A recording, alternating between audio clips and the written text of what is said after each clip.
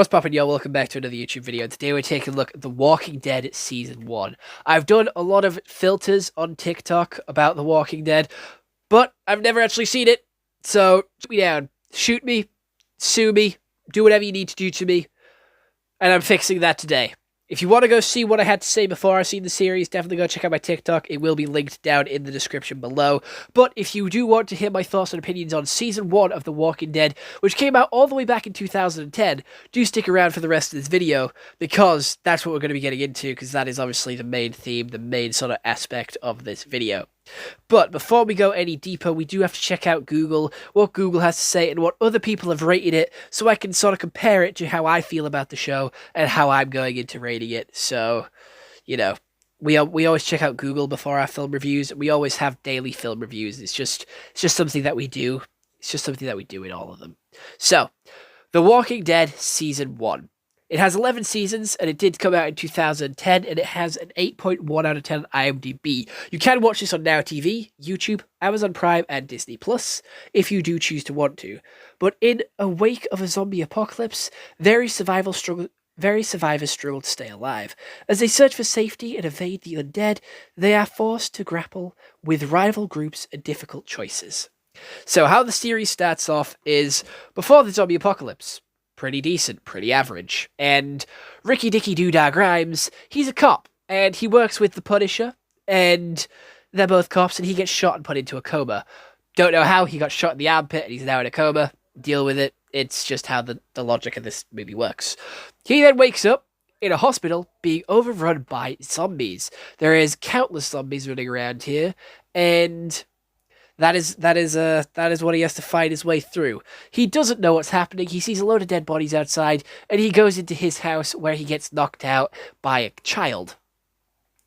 The child and his father then sort of teach him this new world, show him the ropes, and they go steal a load of guns from the police department.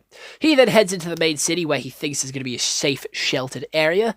He's wrong, and he's going to look for his wife and kid, Carl. You'll know that from the memes.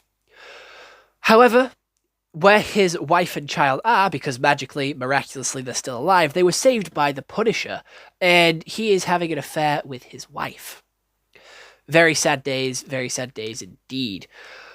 Anyway, I lied, Ricky Dicky Doodah Grimes is in the city, and he gets himself trapped in a tank surrounded by zombies. Invincible, or Glenn, does decide to help him and tell him a way out. He ends up losing the guns, and they team up with Yondu from Guardians of the Galaxy, Invincible from Invincible, and obviously Ricky Dicky Doodah Grimes himself. We have a couple of other characters here, which one of them's called like T-Dog, I think, and there's a little bit of an argument which ends up having Yondu chained to the roof, and he gets abandoned. He gets left because the key was dropped, and the zombies are trying to break into their hideout. They manage to escape in a red Cadillac, a van, and a truck by covering themselves in zombie guts. They then make it back to camp, and I forgot his name. The other one. He's not very happy that they left his brother. So Ricky Dicky Doodah Grimes takes a group of people, obviously T-Dog and Glenn, to go back to the city to rescue Yondu. When they get there, Yondu cut his hand off and is none the wiser. He's gone, he's not there anymore, and he steals their van. They then try and grab the guns as like an alternative as why they're also going, and Glenn gets kidnapped. However, they do a pretty much trade for a person for Glenn. They end up in a sort of standoff. They end up splitting the guns because they're running a little hospital going, and they get Glenn back. They go back to the camp.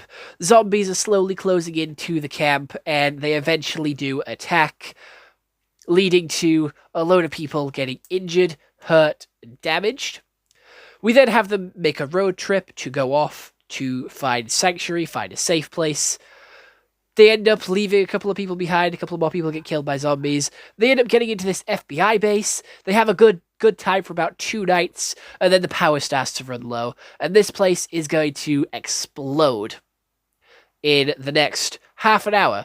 So they all try and find a way out. Some people stay, some people go, some people like choose to die because they don't want to live in this zombie world anymore. And this will be a fast, painless death. And others escape, get back in their trucks, and drive into the sunset. And that is where this 6-episode spectacular does end. Each episode is around an hour each, so you can easily bash it out in a day. It is 6 hours, very easily watchable. My favorite character is Glenn. I like Glenn. Glenn is awesome. I'm not sure if that's invincible bias or what. I just think he's cool. He is my type of character. He is a fast boy, and he's got the plans, the strategies, all from being a pizza boy, which is very useful. But the cosmetics is obviously the biggest, thing about this. It is the greatest thing about this, I am going to be honest. The storytelling is a little weak. I'm not too interested in all the characters. I do feel like Ricky Dicky Doodah Grimes, his wife, is a little bit of an asshole for not telling him, as soon as she could, that she's been cheating on him and sleeping with the Punisher. I do think that's a little bit of an asshole move. Yes, it's a tough conversation, but a healthy marriage is one where you can be open and talk to each other, and I'm sure he'll understand, because he even said, she did what she had to do. She obviously thought I was dead. He knows. He already has a little bit of a suspicion. So just come out and say it. You have to be honest. And you can see it eating away at her for the rest of the series, for the rest of the episodes, when she finds out he's alive, and nothing ever comes of it. I've only seen season 1. Maybe something comes of it a couple, seasons down the line. But as of right now, I think she's a little bit of an asshole keeping this secret from him, even when the kid knows. The kid has caught them in the act before. The kid knows about it. So even when the kid knows and the father doesn't, the kid's going to spill at some point. I just know that that's going to be how he finds out. The kid is going to spill because he sees something, and they're already pretty sus. They're already pretty sort of on edge around each other and very sort of awkward. So there's already something going on, which he will obviously pick up on if you are just in that situation anyway. Other than that, the other characters are pretty boring, basic, and I don't really care for them. The show doesn't make it too much of a good job for you to care about anyone other than Glenn, Punisher, Ricky Dicky Doodah Grimes, and then I'll forget his name for the rest of this episode. The brother, the hillbilly, I genuinely cannot remember his name for the life of me.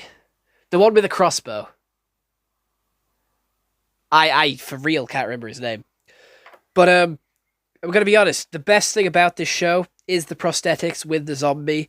The story, it's alright. It's not the most exciting sort of zombie show. There is just conflict for the sake of conflict, and it does feel like they're causing more problems for themselves to try and drag this show out a little bit longer. And I didn't really like it when they made it into the FBI building. It just felt too easy, if that makes sense. It just felt too easy to escape, get in there and everything like that. So yeah, I'm going to give it a solid 7 out of 10, and I will probably watch the rest of this show.